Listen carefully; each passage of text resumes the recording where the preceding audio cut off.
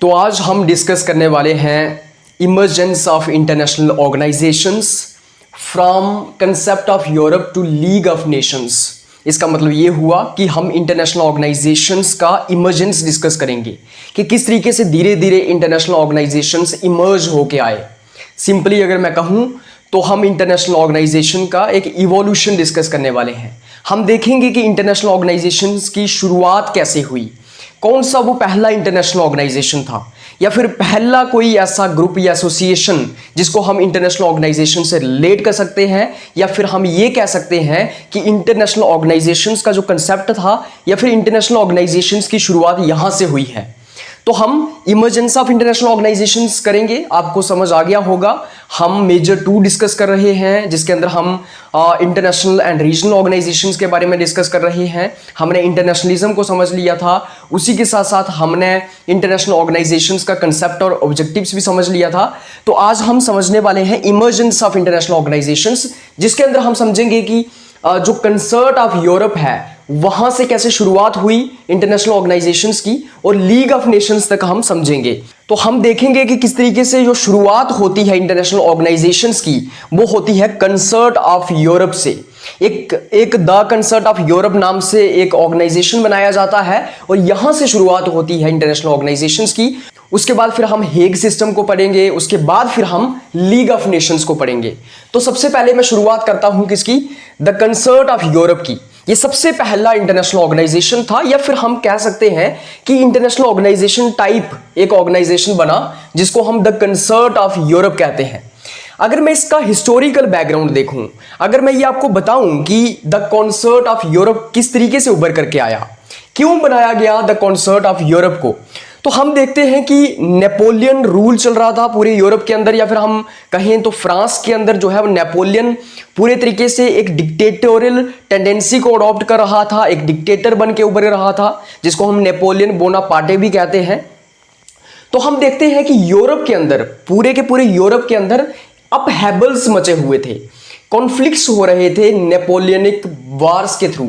मतलब कि कई सारी वॉर्स वहां पे हो रही थी जिनको हम नेपोलियनिक वॉर्स कहते हैं, जो कि नेपोलियंस के द्वारा करवाई जा रही थी यूरोप के अंदर 1813 से लेकर 15 तक। वहां पे हम देखते हैं कई सारी नेपोलियनिक वॉर्स होती है, उससे पूरे के पूरे यूरोप के अंदर कॉन्फ्लिक्ट्स मचे हुए थे, अपहेबल्स आ गया था पूरे के पूरे यूरोप के अंदर, और साथ ही साथ पूरा का पूरा यूरोप जो था उसकी टेरिटोरियल रीऑर्गेनाइजेशन हो चुकी थी। मतलब कि बाउंड्रीज को रीडिफाइन कर दिया गया था नेपोलियन के द्वारा। कई सारी ऐसी टेरिटरीज थी जिसके ऊपर नेपोलियन ने कब्जा कर दिया था, कई सारे ऐसे देश थे यूरोप के अंदर जिसके ऊपर नेपोलियन ने अटैक कर दिया था। तो ये जो एक तानाशाही नेपोलियन ने मचाई हुई थी यूरोप के अंदर, जिससे यूरोप के अंदर पूरा का पूरा एक अपहेबल आ गया था, कॉन्फ्लिक्ट्स आ गए थे। इससे बचने के लिए क्या किया गया, द कंसर्ट ऑफ यूरोप की शुरुआत की गई, कंसर्ट ऑफ यूरोप को फॉर्म किया गया। हम देखते हैं कि ये एक अर्ली अटेम्प्ट था किसका, कलेक्टिव सिक्योरिटी इन यूरोप का। मतलब कि यूरोप के कई सारे देशों ने मिलके एक अटेम्प्ट किया, द कंसर्ट ऑफ यूरोप की शुरुआत की, द कंसर्ट ऑफ यूरोप को फॉर्म किया, ताकि कलेक्टिव सिक्योरिटी के ऊपर फोकस किया जाए, ताकि इस चीज के ऊपर फोकस किया जाए कि कैसे सारे देश मिलके, मतलब यूरोप के कुछ देश मिलके अपनी सिक्योरिटी के लिए काम करेंगे, कलेक्टिव सिक्योरिटी के लिए काम करेंगे, कलेक्टिव सिक्योरिटी ऑफ यूरोप के लिए काम करेंगे। तो अर्ली अटेम्प्ट किया गया किसके लिए, कलेक्टिव सिक्योरिटी इन यूरोप के लिए। क्योंकि बेसिकली मैंने आपको बताया है कि इंटरनेशनल ऑर्गेनाइजेशंस किसका काम करते हैं, कई सारे देशों के इंटरेस्ट का काम करते हैं, कॉमन इंटरेस्ट का काम करते हैं। तो यूरोप के कुछ देशों के जो कॉमन इंटरेस्ट थे, जैसे कि कलेक्टिव सिक्योरिटी, उसके लिए इसको बनाया गया। कलेक्टिव सिक्योरिटी की उस वक्त क्यों जरूरत थी, क्योंकि नेपोलियन जैसी बड़ी पावर को हराने के लिए एक देश काफी नहीं था, तो कई सारे देशों ने मिलकर नेपोलियन को डिफेंड करना था। इसलिए यूरोप की कलेक्टिव सिक्योरिटी के लिए ये एक अर्ली अटेम्प्ट किया गया।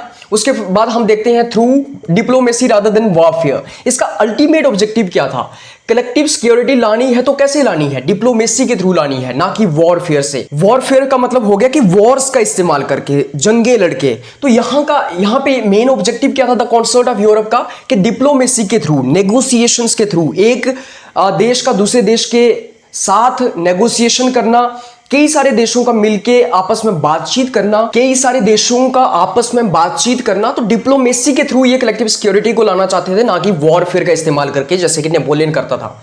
उसके बाद हम देखते हैं कि defeat of Napoleon desire among European powers to prevent the rise of another dominant power. उसके बाद क्या होता है कि नेपोलियन को हरा दिया जाता है। नेपोलियन को जब वहां पे यूरोप के अंदर हरा दिया जाता है तो उसके बाद यूरोपियन पावर्स जो थी, यूरोप के जो अलग अलग देश थे, उनके अंदर एक डिजायर पैदा होती है कि हम क्या करें, किसी और डोमिनेंट पावर को इमर्ज करने से रोक सकें। ऐसा ना हो कि जैसे नेपोलियन एक डोमिनेंट पावर थी यूरोप के अंदर, नेपोलियन की जो तानाशाही चल रही थी, नेपोलियन जैसी जो स्ट्रॉन्ग डोमिनेंट पावर थी पूरी यूरोप को जो डोमिनेट कर रही थी, तो यूरोप के देशों का ये कहना था, यूरोपियन पावर्स का ये कहना था कि अब हमने नेपोलियन को तो हरा दिया है, नेपोलियन की तानाशाही तो खत्म हो गई है, वो जो डोमिनेंट पावर थी नेपोलियन की वो तो खत्म हो गई है, लेकिन ऐसा ना हो कि नेपोलियन की तरह कोई और डोमिनेंट पावर इमर्ज होके आ जाए यूरोप के अंदर और फिर से डोमिनेंस चलाए अपना यूरोप के अंदर, और यूरोप के बाकी देशों को उसका सामना करना पड़े, उसका नुकसान झेलना पड़े। तो इन्होंने क्या किया, अर्ली प्रिवेंशन किया या फिर अर्ली क्योर जिसको हम कह सकते हैं। तो यूरोपियन पावर्स ने ये सोचा कि कोई और डोमिनेंट पावर जो है वो इमर्ज होके ना आ जाए यूरोप के अंदर, इसलिए उन्होंने बैलेंस ऑफ पावर के ऊपर फोकस करना स्टार्ट कर दिया द कॉन्सर्ट ऑफ यूरोप के थ्रू। इसका मतलब क्या है मैं आपको समझाता हूं। तो फॉर्मेशन कैसे होती है कॉन्सर्ट ऑफ यूरोप की, मैंने आपको हिस्टोरिकल बैकग्राउंड बता दिया कि नेपोलियन ने जिस तरीके से अपहेवल क्रिएट करके रखा हुआ था यूरोप के अंदर, कई सारे कॉन्फ्लिक्ट्स हो रहे थे, नेपोलियन एक बड़ी पावर थी, पूरे यूरोप के ऊपर उसका डोमिनेंस था, किसी के ऊपर भी वो कब्जा कर लेता था, पूरे यूरोप के अंदर कॉन्फ्लिक्ट्स थे, बाहर की सिचुएशन थी, जंगें हो रही थी, पूरे यूरोप को उसका नुकसान हो रहा था। उसके बाद यूरोपियन पावर्स ने यह सोचा कि कलेक्टिव सिक्योरिटी को किस तरीके से बिल्ड करना है, कलेक्टिवली हमें सिक्योरिटी को किस तरीके से डेवलप करना है, डिप्लोमेसी के थ्रू एक देश का दूसरे देश के साथ नेगोशिएशन करना, कई सारे देशों का एक ग्रुप बनना और उसके बाद कलेक्टिव सिक्योरिटी को डेवलप करना, और उसी के साथ साथ ये कलेक्टिव सिक्योरिटी जो थी वो डिप्लोमेसी के थ्रू अचीव करनी थी, ना कि वॉरफेयर के थ्रू। जैसे ही नेपोलियन ये हार जाता है तो जो यूरोपियन पावर्स थी, जो यूरोप के देश थे, वो ये सोचते हैं कि कोई और डोमिनेंट पावर इमर्ज ना हो जाए यूरोप के अंदर, इसलिए उन्होंने किसकी शुरुआत की, द कॉन्सर्ट ऑफ यूरोप की शुरुआत की, द कॉन्सर्ट ऑफ यूरोप जैसा ऑर्गेनाइजेशन बनाया। कैसे होती है इसकी फॉर्मेशन, तो एक कांग्रेस ऑफ वियना होती है जिसको हम वियना कांग्रेस भी कहते हैं, मतलब कि एक कॉन्फ्रेंस होती है वियना के अंदर। द कांग्रेस ऑफ वियना का मतलब यही है कि वियना एक जगह है, कांग्रेस का मतलब हो गया कॉन्फ्रेंस होती है। कहां पे, वियना के अंदर कांग्रेस होती है, कहां पे, वियना के अंदर कॉन्फ्रेंस होती है 1814 1815 के दौरान। उसके बाद क्या होता है, brought together the major European powers, Austria, Russia, Prussia, Britain and France also join later to negotiate peace and redraw the map of Europe. तो इस कॉन्फ्रेंस के अंदर ये जो वियना की कांग्रेस हुई थी, ये जो वियना की कॉन्फ्रेंस हुई थी 1815 के अंदर, वहां पे क्या हुआ, कई सारी यूरोपियन जो मेजर पावर्स थी, जैसे कि ऑस्ट्रिया थी, रशिया थी, प्रशिया थी, ब्रिटेन थी, और साथ ही साथ फ्रांस भी ज्वाइन करता है लेकिन बाद में करता है। तो इन सब देशों ने मिलकर सोचा कि हम पीस के ऊपर काम करेंगे, हम कलेक्टिव सिक्योरिटी के ऊपर काम करेंगे और हम यूरोप के मैप को रीड्रीव करेंगे। मतलब कि जिस तरीके से नेपोलियन ने अपने हिसाब से यूरोप की टेरिटोरियल रीऑर्गेनाइजेशन की हुई थी, तो इसलिए इन पावर्स ने सोचा कि जिस तरीके से यूरोप को नेपोलियन ने अपने हिसाब से उसकी मैपिंग की हुई है, रीड्रीव किया हुआ है बाउंड्रीज को, तो इन पावर्स ने मिलकर ये फैसला लिया कि हम यूरोप को दोबारा से रीड्रीव करेंगे, यूरोप का जो मैप है उसको दोबारा से रीड्रा करने की कोशिश करेंगे। मैप को रीड्रा करने की कोशिश करेंगे का मतलब क्या है, मतलब कि कोई ऐसी टेरिटरीज जो नेपोलियन ने किसी एक देश की अपने कब्जे में ले ली है, तो वो जो मैप की रीड्राइंग कर दी है नेपोलियन ने। फॉर एग्जांपल हिंदुस्तान का पीओके जो है, पाकिस्तान ऑक्यूपाइड कश्मीर, जिसको हम, जो हमारा कश्मीर था वो पाकिस्तान ने ऑक्यूपाई कर लिया, तो पाकिस्तान ने अपने हिसाब से क्या कर लिया, रीड्रीव कर दिया इंडिया का मैप, कि इंडिया के मैप में से उन्होंने कश्मीर को हटा के पाकिस्तान के मैप में शो कर दिया। अब अगर हिंदुस्तान इतना पावरफुल हो जाता है, हिंदुस्तान अगर दोबारा से उस मैप को रीड्रॉ करने की कोशिश करता है, जो इंडिया की टेरिटरी पाकिस्तान ने अपने मैप में शो कर दी है, अपने कब्जे में ले ली है, उसके बाद क्या होगा, हिंदुस्तान दोबारा से उस टेरिटरी को अपने पास लाएगा या फिर उस टेरिटरी को इंडिया के मैप में शो करेगा। तो इसका मतलब यह है कि मैप का रीड्रॉ करना क्या मतलब है यूरोप के अंदर। तो नेपोलियन ने जिस हिसाब से अपने हिसाब से यूरोप के मैप को रीड्रॉ किया था, ये जो बड़ी पावर्स थी या फिर ये जो क्या बोलते यूरोप के नेशंस थे, यूरोप की जो कंट्रीज थी, उन्होंने दोबारा से यूरोप के मैप को रीड्रॉ करने की कोशिश की। क्रक्स में अगर मैं आपको बता दूं तो इसका मतलब ये हुआ कि वियना में एक कांग्रेस होती है, कॉन्फ्रेंस होती है 1814-15 में। वहां पे बड़े जो देश थे यूरोप के जो अलग अलग देश थे, जैसे ऑस्ट्रिया, रशिया, प्रशिया, ब्रिटेन और फ्रांस, इन्होंने इस चीज के ऊपर काम किया। इन्होंने ये सोचा कि हम पीस के लिए काम करेंगे और साथ ही साथ जो यूरोप का मैप है उसको रीड्रॉ करने की कोशिश करेंगे। उसके बाद हम द कॉन्सर्ट ऑफ यूरोप के ऑब्जेक्टिव्स देखेंगे। लेकिन इससे पहले मुझे ये बताइए कि आपको बात समझ आ गई जो मैंने ये कहा कि द कॉन्सर्ट ऑफ यूरोप जो है उसकी शुरुआत क्यों होती है? क्योंकि नेपोलियन वॉर्स हो रही थी यूरोप के अंदर अपहेबल आया हुआ था। यूरोप के अंदर सारा का सारा यूरोप का जो मैप था उसको रीड्रॉ कर दिया गया था नेपोलियन के द्वारा। किसी की भी टेरिटरी के ऊपर कब्जा कर लिया जाता था। नेपोलियन जो है वो डोमिनेंट पावर बन गया था। बाकी देशों की सुनवाई नहीं हो रही थी। तो यूरोप के जो अलग अलग देश थे उन्होंने एक डिफेंस मैकेनिज्म तैयार किया और वहां से शुरुआत हुई किसकी? द कॉन्सर्ट ऑफ यूरोप की। मैंने वियना कांग्रेस का डिस्कस किया। वियना कांग्रेस कोई अलग में इंस्टीट्यूशन नहीं है। वियना कांग्रेस एक कॉन्फ्रेंस है, एक मीटिंग हुई यूरोप के अलग अलग देशों की, और जिन्होंने ये फैसला लिया कि हम द कॉन्सर्ट ऑफ यूरोप जैसा ऑर्गेनाइजेशन बनाएंगे, एक डिफेंस मैकेनिज्म रेडी करेंगे कलेक्टिव सिक्योरिटी के लिए, पीस के लिए, ताकि शांति को बढ़ाया जा सके यूरोप के अंदर, और साथ ही साथ यूरोप के अंदर मैप को रीड्रॉ कर दिया जाए। जो नेपोलियन ने अपने हिसाब से देशों को अलग अलग मैप देशों के बनाए हुए हैं उसको हम दोबारा से रीअरेंज कर सकें। कौन? यूरोप के देश मिलके। तो मैंने ये समझाया अभी तक आपको। मैं चाहता हूं कि आपको ये चीज क्लियर और कट होनी चाहिए, समझ आ जानी चाहिए, क्योंकि थोड़ा सा डिफिकल्ट ये कंसेप्ट ये डिफिकल्ट कंसेप्ट है। अब मैं द कॉन्सर्ट ऑफ यूरोप के कुछ ऑब्जेक्टिव्स की बात करूंगा। तो क्या है द कॉन्सर्ट ऑफ यूरोप के ऑब्जेक्टिव्स? सबसे पहले यहां पे बैलेंस ऑफ पावर की बात की जाती है। इसका मतलब क्या हुआ कि कॉन्सर्ट ऑफ यूरोप के ऑब्जेक्टिव्स क्या है? इसका मतलब ये है कि द कॉन्सर्ट ऑफ यूरोप के अंदर, द कॉन्सर्ट ऑफ यूरोप के थ्रू यूरोपियन नेशंस करना क्या चाहते हैं, ऑब्जेक्टिव्स क्या है द कॉन्सर्ट ऑफ यूरोप के। सबसे पहला इसका ऑब्जेक्टिव ये है कि बैलेंस ऑफ पावर को मेंटेन किया जा सके यूरोप के अंदर। बैलेंस ऑफ पावर का सिंपल सा मतलब ये है कि किसी डोमिनेंट फोर्स को इमर्ज करने ना दिया जाए। ऐसा ना हो कि यूरोप के अंदर कोई दूसरी डोमिनेंट फोर्स इमर्ज हो जाए। तो सारे के सारे यूरोप के देश मिलकर पावर को एक्सरसाइज करें। बैलेंस ऑफ पावर का मतलब हुआ सारे देश मिलकर डिसीजन मेकिंग करें, सारे देशों का इक्विटेबल शेयर हो डिसीजन मेकिंग के अंदर। ऐसा ना हो कि एक देश जो है पूरे के पूरे यूरोपियन कंट्रीज को डोमिनेट करे, कोई डोमिनेंट पावर इमर्ज ना हो जाए। इसलिए द बैलेंस ऑफ पावर का मतलब ये हुआ कि पावर का बैलेंस होना चाहिए, सारे देश एक साथ मिलकर डिसीजंस लें और पूरे यूरोप के लिए काम करें। ये मतलब हुआ द बैलेंस ऑफ पावर, ये इसका एक ऑब्जेक्टिव है। उसके बाद आ गया डिप्लोमेटिक डायलॉग। डिप्लोमेटिक डायलॉग का मतलब ये हुआ कि अलग अलग देशों के बीच रेगुलर मीटिंग्स करवाई जाएं। अलग अलग जो देश हैं वो बैठ के एक जगह पे बातचीत करें। यूरोप के सारे देश बैठ के मीटिंग्स के अंदर बातचीत करें कि यूरोप के अंदर किस तरीके से वेलफेयर को प्रमोट करना है, किस तरीके से पीस को प्रमोट करना है, और पूरे के पूरे यूरोप के वेलबींग के लिए कैसे काम करना है। तो डिप्लोमेटिक डायलॉग का मतलब ये हुआ कि यूरोप के अलग अलग देश मिलके डायलॉग्स में एंटर करेंगे, डिस्कशंस में एंटर करेंगे, बातचीत करके मसलों के हल निकालेंगे।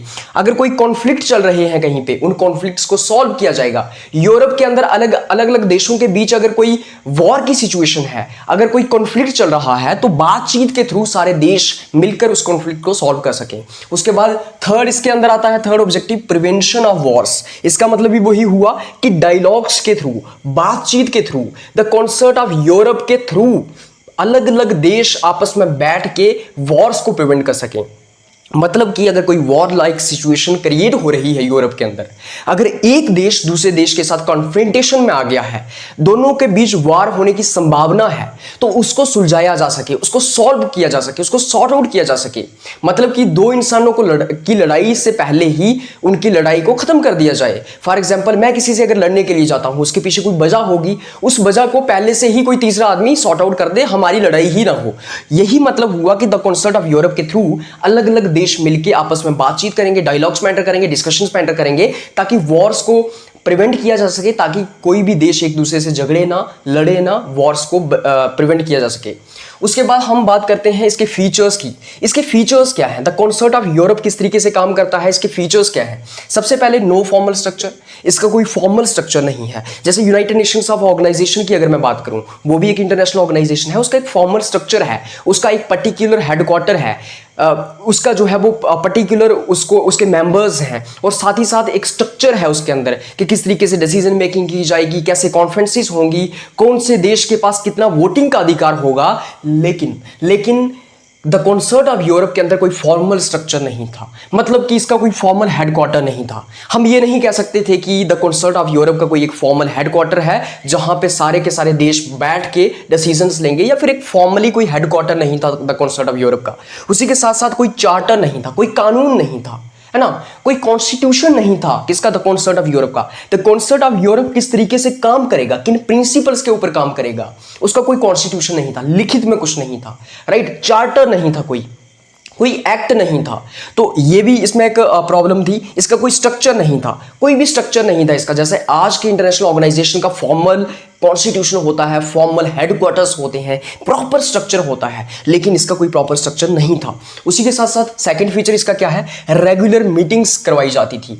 वही जैसे मैंने डिप्लोमेटिक डायलॉग्स में डिस्कस किया, रेगुलर मीटिंग्स का मतलब ये हुआ कि सारे के सारे देश आपस में बैठ के मीटिंग्स करेंगे, बातचीत करेंगे, और साथ ही साथ जो सिक्योरिटी और स्टेबिलिटी के इशू हैं उनको डिस्कस किया जाएगा कि किस तरीके से यूरोप के अंदर सिक्योरिटी को लाना है, पूरे के पूरे यूरोप की सिक्योरिटी को किस तरीके से मेंटेन करना है, और साथ ही साथ स्टेबिलिटी को किस तरीके से मेंटेन करना है, ताकि यूरोप के अंदर कोई क्योस ना आ जाए। अगर यूरोप के अंदर कोई क्योस है, अपहेवल है, कॉन्फ्लिक्ट है, तो एक स्टेबिलिटी को किस तरीके से मेंटेन करना है, वो भी इसका एक फीचर है। उसके बाद हम इसकी सक्सेसेस की बात करते हैं कि कॉन्सर्ट ऑफ यूरोप की क्या सक्सेस रही, क्या कामयाबी रही। तो सबसे पहले यहां पे आता है, it prevented large scale Wars. बड़ी बड़ी जो लार्ज स्केल वॉर्स थी उसको प्रिवेंट करने का काम किया है किसने, द कॉन्सर्ट ऑफ यूरोप ने। जैसे कि 1820 और 1830 का जो रेवोल्यूशन हुआ उसको सप्रेस करने का काम किया है द कॉन्सर्ट ऑफ यूरोप ने। तो यूरोप के अंदर बड़ी बड़ी जो वॉर्स होने को थी या हो रही थी, तो उसको प्रिवेंट करने का काम किसने किया, द कॉन्सर्ट ऑफ यूरोप ने। कैसे किया, डिस्कशंस के थ्रू, आपस में मिलकर, कोऑपरेशन के थ्रू, कोऑर्डिनेशन के थ्रू, कॉन्सेंसस के थ्रू, और साथ ही साथ जैसे 1820 और 1830 के जो रेवोल्यूशंस थे उसको सप्रेस करने का काम भी किया है द कॉन्सर्ट ऑफ यूरोप ने। ये इसकी एक सक्सेस मानी जाती है कि बड़ी लार्ज स्केल वॉर्स को, बड़ी जंगों को सॉर्ट आउट करने का, उनको रोकने का काम किया है द कॉन्सर्ट ऑफ यूरोप ने। उसके बाद मैं इसकी वीकनेस की बात करता हूं कि इसकी कमियां क्या थी, वीकनेसेस क्या थी। तो सबसे पहले नेशनलिज्म एंड राइवलरीज, मतलब कि वीकनेस का मतलब हुआ कि इसकी कमियां क्या थी, और साथ ही साथ इसका एंड कैसे हो गया, खत्म कैसे हो गया। द कॉन्सर्ट ऑफ यूरोप का एंड किस तरीके से हुआ, क्योंकि इसमें कुछ वीकनेस थी। वीकनेस क्या थी, नेशनलिज्म एंड राइवलरीज। सबसे पहले तो नेशनलिज्म बढ़ता जा रहा था अब यूरोप की कंट्रीज के अंदर। मैंने आपको समझाया है, nationalism is very contradictory to international relations. Nationalism जो है वो इंटरनेशनल रिलेशंस का कॉन्ट्राडिक्टरी है। मैंने आपको बताया कि इंटरनेशनलिज्म नेशनलिज्म को अपोज करता है।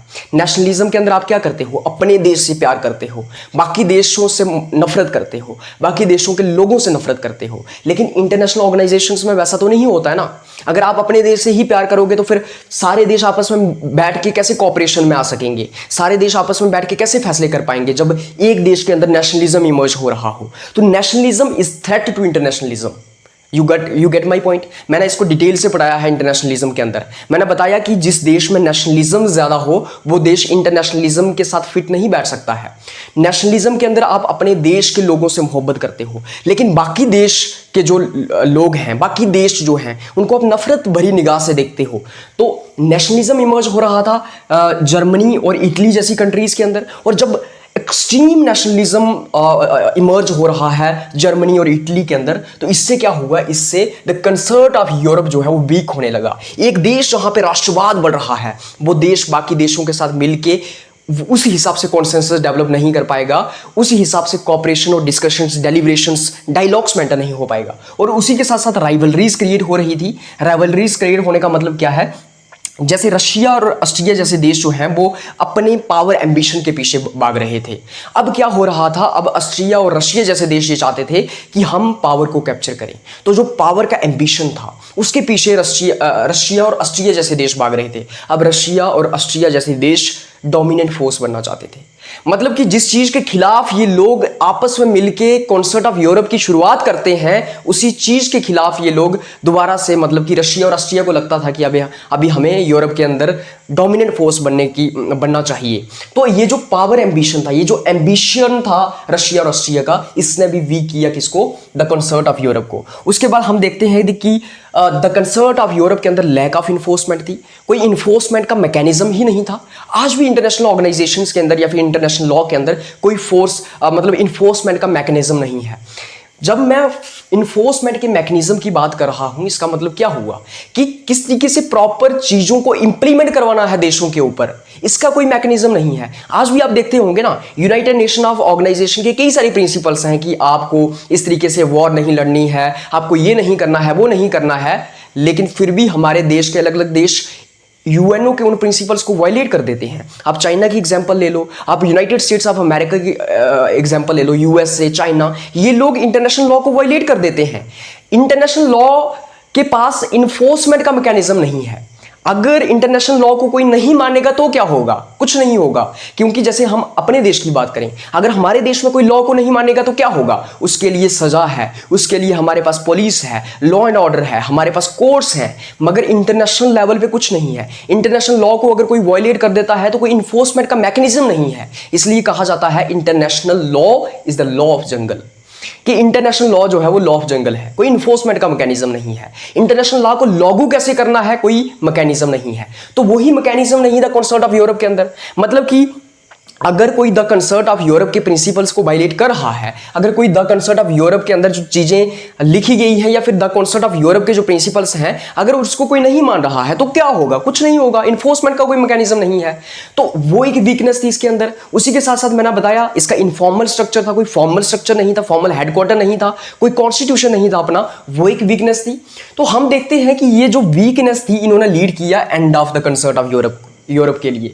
मतलब कि कई सारी वीकनेस होने के नाते क्या हुआ? द कॉन्सर्ट ऑफ यूरोप का एंड होने लगा, द कॉन्सर्ट ऑफ यूरोप खत्म होने लगा। अब एंड कैसे होता है, कब होता है? Late 19th and early 20th century में द कॉन्सर्ट ऑफ यूरोप का एंड होता है या फिर एंड होने लगता है।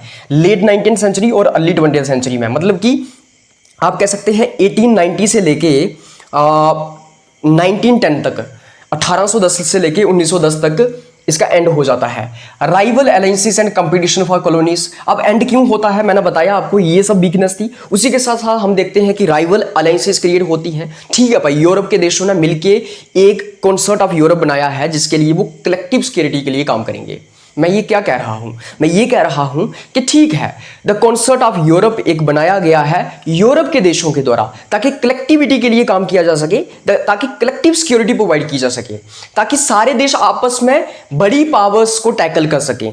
मगर अगर क्या हो, अगर राइवल अलायंसेस बनाई जाएं, मतलब कि एशिया के तो कुछ देश मिलके या फिर अफ्रीका के कुछ देश मिलके अपनी भी अलायंसेस बना दें, the Concert of Europe type अपनी अलायंसेस बना दें, मतलब कि कुछ देश मिलके अपना भी कोई एक अलायंस बना दें जो कि राइवलरी क्रिएट करता हो, किसके साथ? द कंसर्ट ऑफ यूरोप के साथ। तो मैं ये कहने की कोशिश कर रहा हूं कि यूरोप के देशों ने अपना अलायंस बनाया, हो सकता है बाकी दुनिया में कोई अलग अलग देश अपना अलायंस भी बना ले, तो वो एक क्या बोलते हैं, एक प्रॉब्लम थी जिससे इसका एंड होने लगा। और उसी के साथ साथ हम देखते हैं कि जो बड़ी वॉर्स थी, जैसे क्रीमियन वॉर थी 1853 और 1856 की, fail to prevent Crimean war of 1853 to 1856, जो क्रीमियन वॉर थी उसको प्रिवेंट करने के लिए the concert of Europe fail हो गया।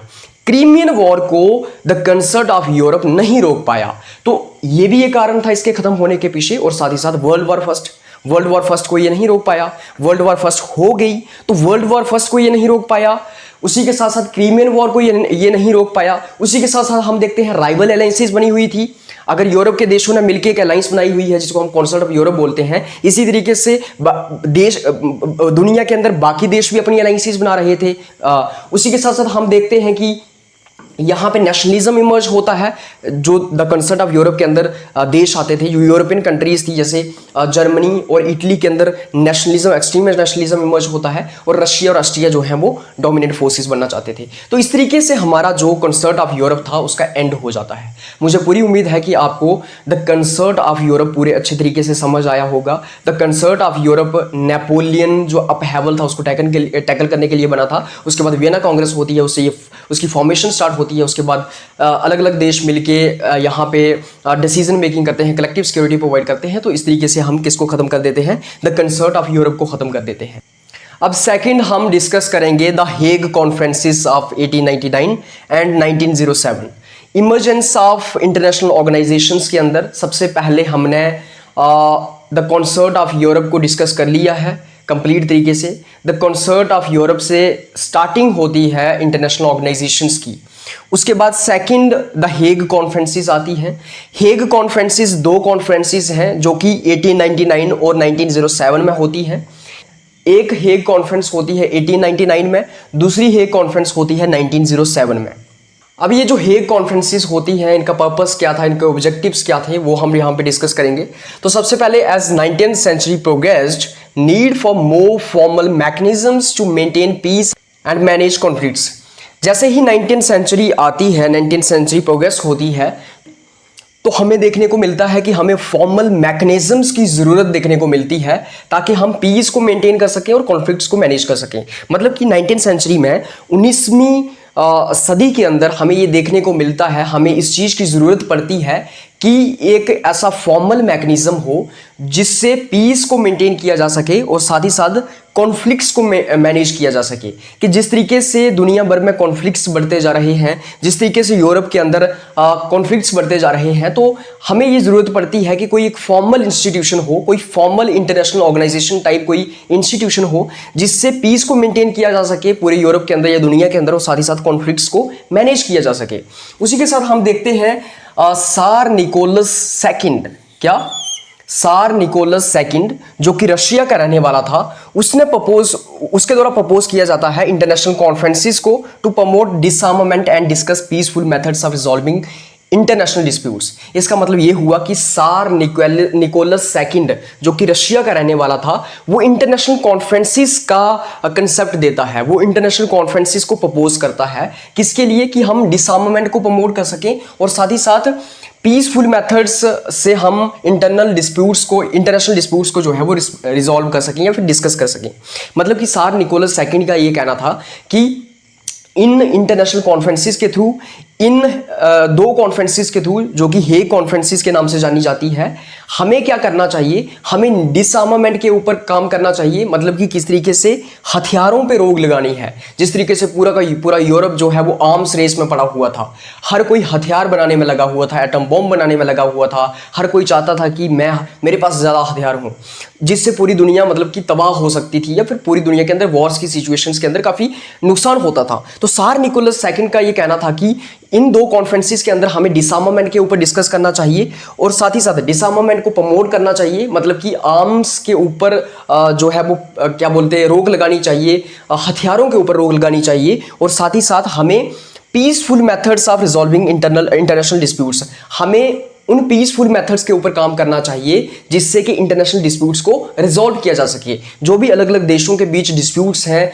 जो भी अलग अलग देशों के बीच कन्फ्लिक्ट्स हैं, जो भी अलग अलग देशों के बीच घमासमी है, परेशानियां हैं, जो भी डिस्प्यूट्स हैं, उनको हम पीसफुल तरीके से डिस्कस करके सॉल्व कर सकें। मतलब कि शांतिपूर्ण तरीके से अलग अलग देशों के बीच के डिस्प्यूट्स को सॉल्व किया जा सके, अलग अलग देशों के साथ बातचीत करके। तो ये सार निकोलस सेकंड ने, रशिया का जो रहने वाला था, उसने इंटरनेशनल कॉन्फ्रेंसेस को प्रपोज किया जिनको हम द हेग कॉन्फ्रेंसेस के नाम से जानते हैं।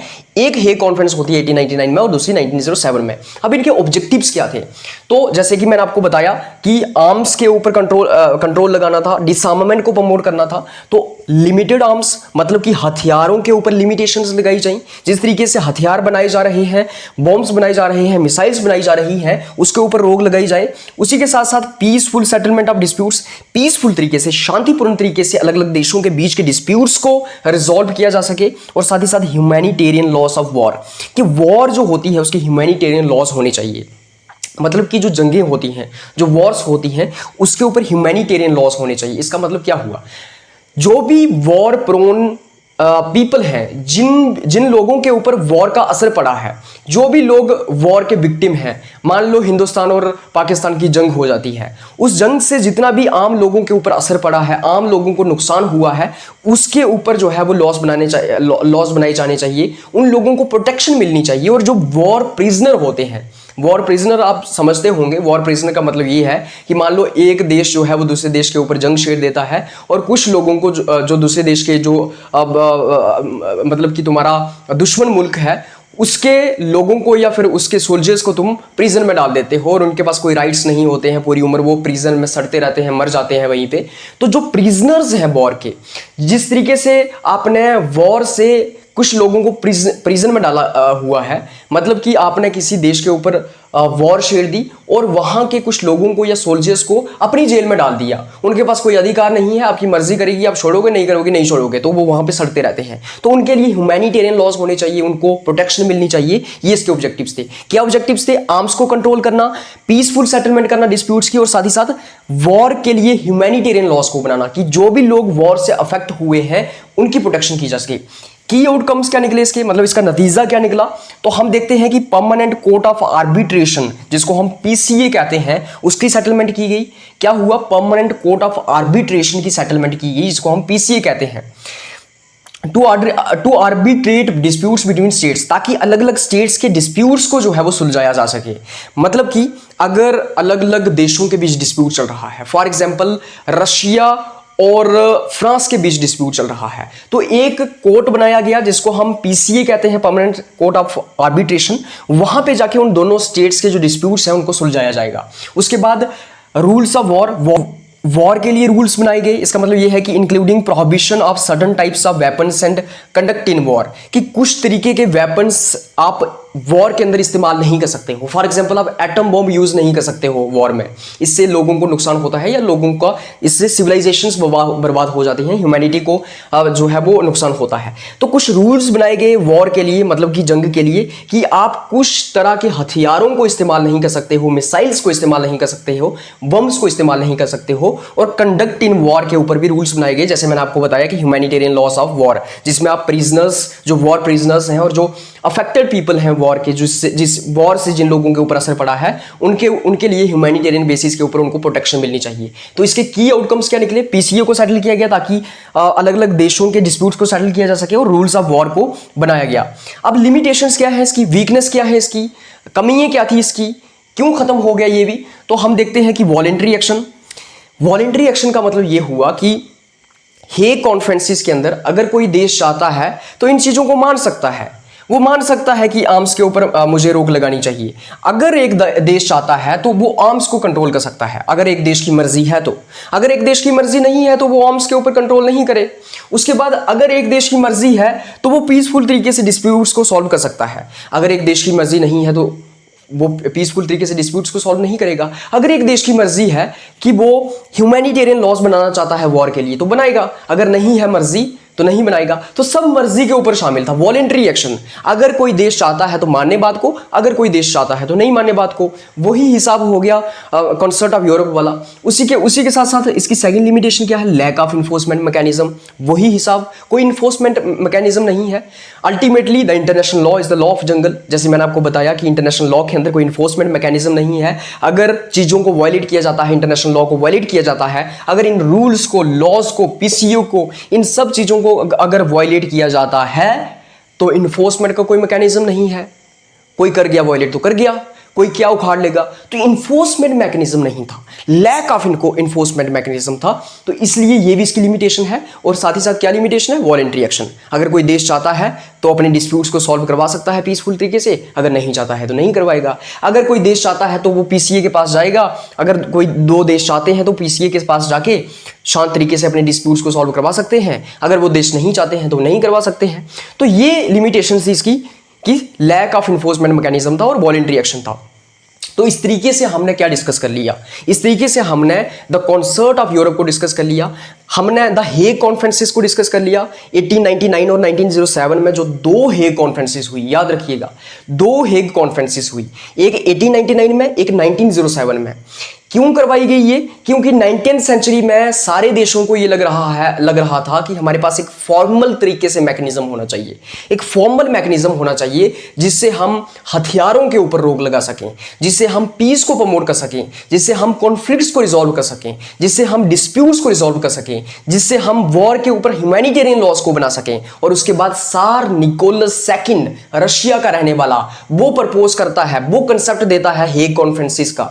वो कहता है कि हेग कॉन्फ्रेंसिस के थ्रू हमें डिसआर्मामेंट्स को प्रमोट करना चाहिए और हमें पीसफुल तरीके से डिस्प्यूट्स को रिजॉल्व करना चाहिए। और उसके बाद हम देखते हैं कि इसके ऑब्जेक्टिव्स क्या थे, इसके की आउटकम्स क्या थे और इसकी लिमिटेशंस क्या थी। तो इस तरीके से हमने इन दो इंटरनेशनल ऑर्गेनाइजेशंस को, या फिर हम कह सकते हैं टाइप ऑफ इंटरनेशनल ऑर्गेनाइजेशंस को डिस्कस कर लिया है, जिसमें हमने कंसर्ट ऑफ यूरोप को और द हेग कॉन्फ्रेंसेस को डिस्कस कर लिया है। अभी मैं आपको ये बताना चाहता हूं कि थर्ड हम इसके अंदर लीग ऑफ नेशंस को डिस्कस करेंगे। तो जब मैं इमर्जेंस ऑफ इंटरनेशनल ऑर्गेनाइजेशंस की बात करता हूं ना, ये शुरू होता है द कंसर्ट ऑफ यूरोप से और लीग ऑफ नेशंस तक हमें डिस्कस करने के लिए बोला गया है। इमर्जेंस ऑफ इंटरनेशनल ऑर्गेनाइजेशंस के अंदर हमें यह कहा गया था कि आपको कंसर्ट ऑफ यूरोप से शुरू करके लीग ऑफ नेशंस तक खत्म करना है। आपने बताना है कि किस तरीके से कंसर्ट ऑफ यूरोप से इमर्जेंस हुआ इंटरनेशनल ऑर्गेनाइजेशंस का, और आपने उसको लीग ऑफ नेशंस तक बताना है। तो ठीक है, हमने भी वैसे ही किया, हमने कंसर्ट ऑफ यूरोप को डिस्कस कर लिया, उसके बाद हमने हेग कॉन्फ्रेंसेस को डिस्कस कर लिया। अब हमारी बारी थी कि हम लीग ऑफ नेशंस को डिस्कस करें, लेकिन मैं आपको यह बताना चाहता हूं कि लीग ऑफ नेशंस को हम इस लेक्चर के अंदर डिस्कस नहीं करेंगे, क्योंकि हमारा जो अगला लेक्चर है, जो हमारा अगला टॉपिक है 1.4, उसके अंदर हमें लीग ऑफ नेशन को ही पढ़ना है। तो लीग ऑफ नेशन को हमें वहां पढ़ना है, इसलिए हम यहां पे क्यों डिस्कस करें, हम दो बार काम क्यों करें। तो हमने कंसर्ट ऑफ यूरोप को डिस्कस कर लिया, हेग कॉन्फ्रेंसेस को डिस्कस कर लिया, हमको लीग ऑफ नेशंस को भी इसी टॉपिक के अंदर डिस्कस करना था, लेकिन अगला टॉपिक भी लीग ऑफ नेशंस का ही है। तो लीग ऑफ नेशंस को हम वहां पे डिस्कस कर लेंगे और यहां पे हमने दो चीजों को डिस्कस कर लिया है। तो इसके अंदर लीग ऑफ नेशंस भी आता था, जिसको हम नेक्स्ट टॉपिक में डिस्कस करेंगे, क्योंकि नेक्स्ट टॉपिक भी लीग ऑफ नेशंस का ही है। तो लीग ऑफ नेशंस हमें वहां भी पढ़ना पड़ेगा, यहां भी पढ़ना पड़ेगा, इसलिए यहां ना पढ़ के हम वहीं पे उसको पढ़ेंगे। और इस तरीके से हमारा जो इमर्जेंस है इंटरनेशनल ऑर्गेनाइजेशंस का, कंसर्ट ऑफ यूरोप से लेकर लीग ऑफ नेशंस तक, वो खत्म हो जाता है। ये लेक्चर थोड़ा सा लंबा था और साथ ही साथ थोड़ा डिफिकल्ट था, एनर्जी लगी इसको पढ़ाते हुए, और साथ ही साथ I am shooting this video at the hour of midnight. अभी रात के 2 बज रहे हैं, तो मैं ज़्यादा भी एनर्जेटिक नहीं हो पाया, क्योंकि हो सकता था कि मैं आसपास वाले लोगों को या फिर मोहल्ले को जगा दूं, लेकिन फिर भी इस तरीके से हमने इस लेक्चर को यहाँ पे ख़त्म कर दिया है। अगर आपको इस लेक्चर का पीडीएफ चाहिए तो आप इस वीडियो की डिस्क्रिप्शन में जा सकते हैं, वहाँ पे टेलीग्राम चैनल का लिंक दिया होगा, वहाँ से आपको पीडीएफ मिल सकता है। तो ठीक है, फिर मिलते हैं नेक्स्ट टॉपिक के अंदर, जिसके अंदर हम लीग ऑफ नेशंस को पढ़ेंगे। याद रखिएगा, इमर्जेंस ऑफ इंटरनेशनल ऑर्गेनाइजेशंस के अंदर हमें कंसर्ट ऑफ यूरोप से लेकर लीग ऑफ नेशंस तक पढ़ना है, जिसके अंदर हमें कंसर्ट ऑफ यूरोप, अपनी हेग कॉन्फ्रेंसिस और लीग ऑफ नेशंस पढ़ना था। लेकिन लीग ऑफ नेशंस अगला टॉपिक है अपने आप में, तो हम वहीं पे जो है वो लीग ऑफ नेशंस को पढ़ेंगे। बहुत बहुत धन्यवाद।